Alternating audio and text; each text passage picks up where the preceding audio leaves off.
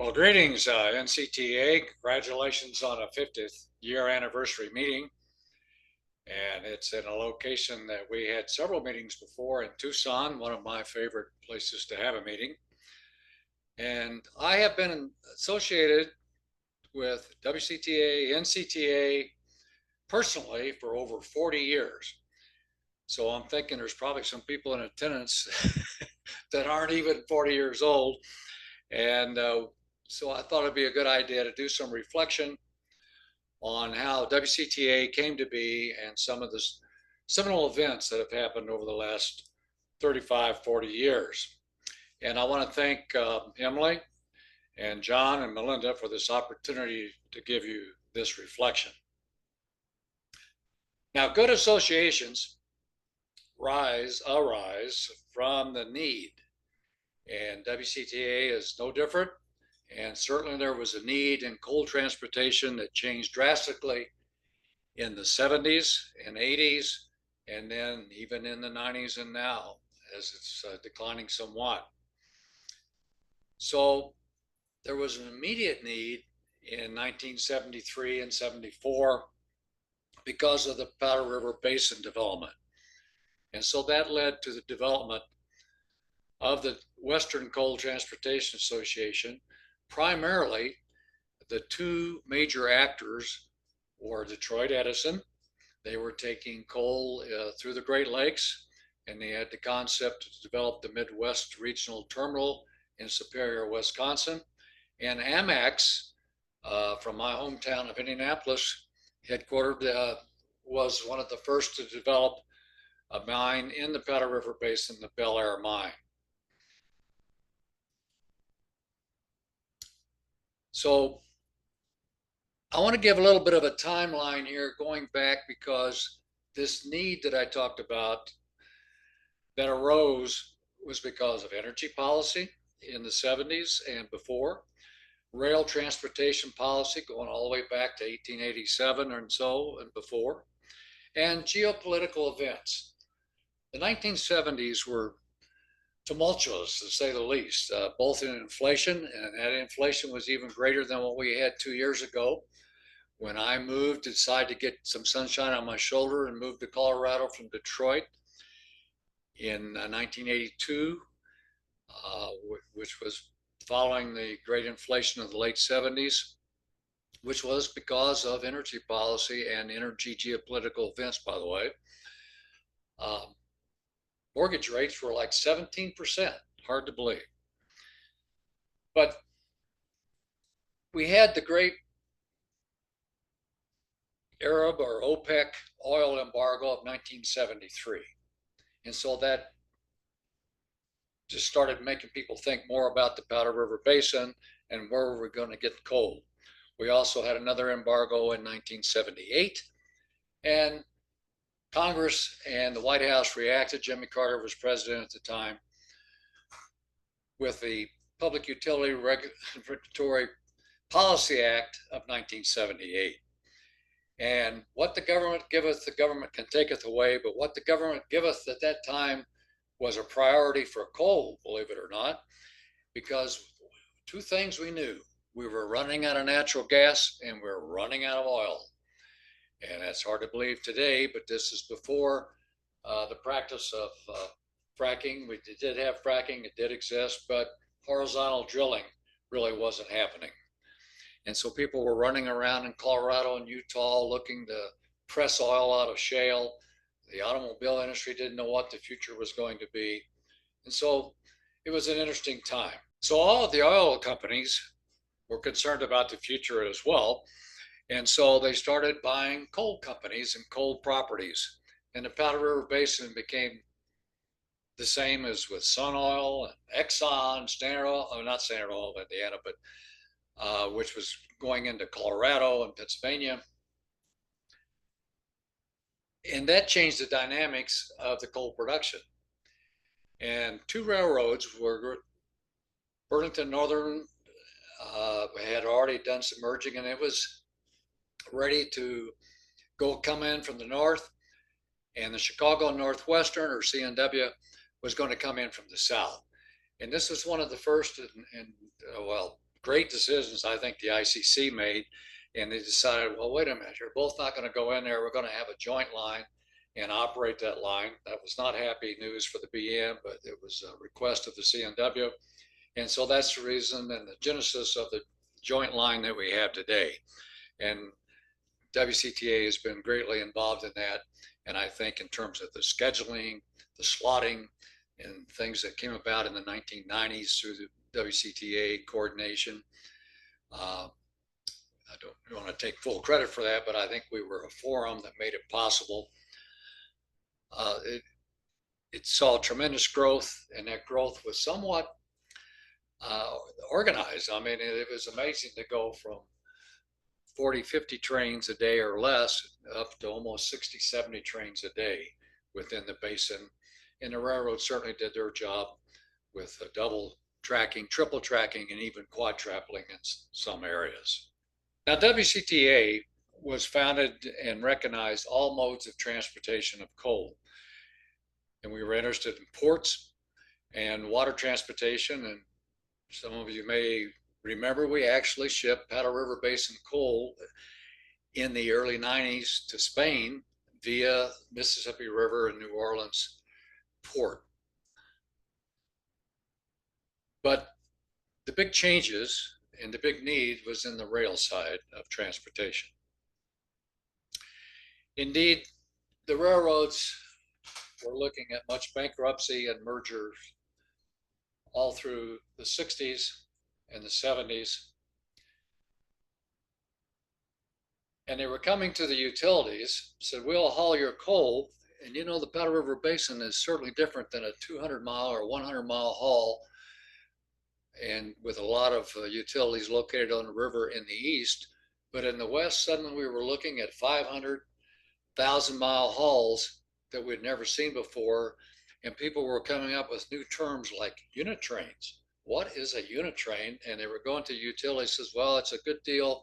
It's more efficient, but we can't afford to own them or to build them. How about you as a utility to own and operate these unit trains? And then there was aluminum cars, and there were different kinds of technology that was coming in. Certainly, we're already into the diesel era, but the utilities had a great need for education, and that's where WCTA really came in. The early articles of incorporation may not mention education specifically, but education was one thing we could do and coordinate and educate our members, and then also give an opportunity for railroads to help educate our members. So again, the railroads were hurting because of the interstate transportation system and highway system, improvements in the waterways and the ports, which from a railroad perspective were all subsidized by the taxpayer. And so they had to have some changes. There was the 3R Act and the 4R Act, and that came in during the 70s, but the real change was in the Staggers Act that had some meat in it in 1980. And I must say, so many acts don't live up to their potential, but the Staggers Act, for the most part, has been very successful. And it's one of its main purposes certainly was to give financial stability to the rail carriers. And a very important segment, of course, of our transportation and our economy. And it just simply was failing in the idea of rate bureaus setting all the rates, and nobody knows. And even today, it's very difficult for my STB friends. You know, do you use Ramsey pricing? What do you do with inelastic demand? What do you do for captive shippers? All these problems will going to continue with us, but we're going to survive with common sense. Why did the mass of the coal volume move west into the Powder River Basin? And most all of you know this, and it was because of the Clean Air Acts of 1970 and demands for low sulfur. Nobody was talking about climate change. They were all talking about acid rain from sulfuric acid being developed from coal emissions. And so, again, that was part of the rush to Powder River Basin and caused all the thinking in terms of what kind of train service were we going to have, who was going to service that, who was going to own the cars, who was going to do the maintenance, and all these things required considerable coordination and communication. And WCTA was involved in these, and we decided for part of our communication, we would hold conferences. And conferences started, I believe, in the late 70s. And then spring conferences started shortly after that. Spring conferences were only for members, and they were fairly small conferences, and they were quite subsidized by the NCTA itself. But the fall conferences, you know, in those days, you had 20 some coal companies, and you had 20 some railroads, and you had all kinds of utilities that were coming. And it was just a different time there in the 70s and 80s. And so putting on conferences brings back some of the greater memories that I have from being executive director of the NCTA.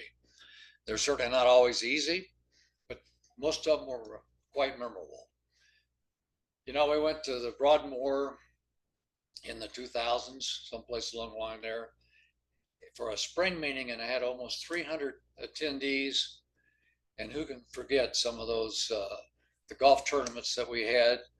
And the golf tournament at Broadmoor saw 4 seasons in one day. I'll never forget that, because the meeting was in late March, and we certainly had snow, rain, and sunshine. We also had tremendous train rides that you had one last year, I understand, and those were always good to remind people about transportation and how it's done. And we did the Napa Valley train about 3 times. And I don't know if anybody had a train ride that I had one year with the chairman, Rob Krebs of the BNSF, and the chairman, Dick Davidson of the Union Pacific, at opposite ends of the train as we were going through and having dinner in Napa. We even did a boat ride down Lake Conroe with Elvis, and and some gambling in the lower decks, but those were great meetings. And we had some brutal times, and where storms came in during our golf tournament up in Victoria, British Columbia, and in Williamsburg, Virginia. But they were important, the conferences, and I always staged a conference that we would have energy policy, we'd have an environmental policy, because if you couldn't produce coal, you weren't going to haul any coal. And then we'd always have transportation policies. And we got more involved in the later years. Starting in 2001, we had the Eastern Coal Transportation Conference merge with us. Believe it or not, I was president of the Eastern Coal Transportation Conference, the ECTC, during the late, let me think here, late 70s and early 80s, when I was doing work for a coal company in the East. We also brought in the O&M. The O&M committee, Operations and Maintenance Committee, started on its own really as a group of utilities. As I said, they found out they had certainly a need to understand repair and maintenance of rail cars. And eventually they decided, gee, all of our utility members that we're meeting with are members of NCTA. Maybe we just ought to let NCTA take this over. And we did. In my first 2 years, we would do 3 or 4 days of meetings, and it was just an open seminar. And I was there for antitrust protection for more than anything else. But it dawned on me, we always made an assignment that someone would go meet with the railroads to talk about this problem, or, you know, whether it's slid flats or maintenance or wayside detectors or whatever it was that was bothering the utility car owners. And we opened up the conference to both vendors and railroads, and I think it became much more technology was presented, and again, it's probably the best, if I may say so, educational meeting on rail cars and rail car maintenance probably in the world. 2 seminal events that I remember, or that I'd like to reflect on was the so-called NCTA slotting process. And now, admittedly, the NCTA has nothing to do with the actual process itself. It got the name, but we were used. I remember getting a phone call from Mr. Fritz, and Ike Evans was arguing with Matt Rose at that time about how to do a slotting process in the Powder River Basin. And so we suggested using a third-party consulting firm, which we did. They did, and it validated the process that we had for predicting volumes each month, and to smooth out that process to give the proper slots so that the assignments would be actually achieved. And that wasn't easy. Frankly, utilities, each one had a transportation agreement, and they certainly weren't going to give up anything to a central slotting process that did not agree with their transportation. And so lawyers, frankly, utility lawyers were our biggest problem at the time, but we finally got around that, and I think it's been a process that's worked pretty well for about 30 years now. Now, the second event I wanted to just refer to was mergers. And some of the mergers went well, but on the rail side, some did not go as well. But we had a lot of input to the Surface Transportation Board, and I think all of our activities and our submissions to the STB were thoughtful, and we were not involved, although sometimes accused, of railroad bashing, etc. I think we put together pretty balanced concepts. But the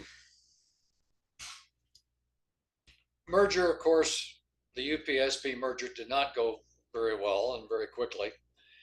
And we were involved in that. We had the Logistics and Planning Committee meetings. And believe it or not, the Logistics and Planning Committees were formed because of what we saw coming as the UPSB merger. What was our positions going to be on some of these mergers? And they continued then as kind of a monthly, then quarterly, and then now semi-annually or less meetings to communicate amongst shippers and railroads. And I think I can remember actually getting 110 people up in Omaha for one of the logistics and planning meetings when things were going fairly poorly, but it also gave the opportunity for a face-to-face meeting of what was happening, what the plan was, and of course gradually became much more effective on that. So where's the NCTA going? You know, even if I were to have a conversation with Kotar the Magnificent, I think he would get a little lost on that. And it's difficult to say, but I know this. If you're staying firm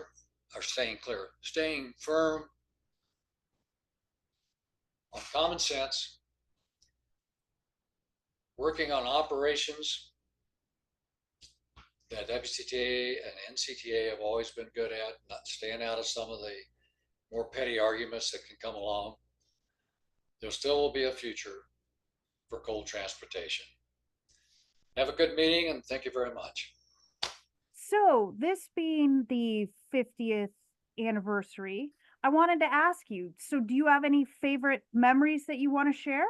You know, upon reflection, the NCTA, the coal business, transportation business, is a people business. And I had some of the best memories of my associations with the various people within the business. Board members, non-board members, railroad folks, barge folks, port folks, and I can never forget some of the late night board meetings in Washington, D.C. But people were always at the bottom of everything and at the top of everything.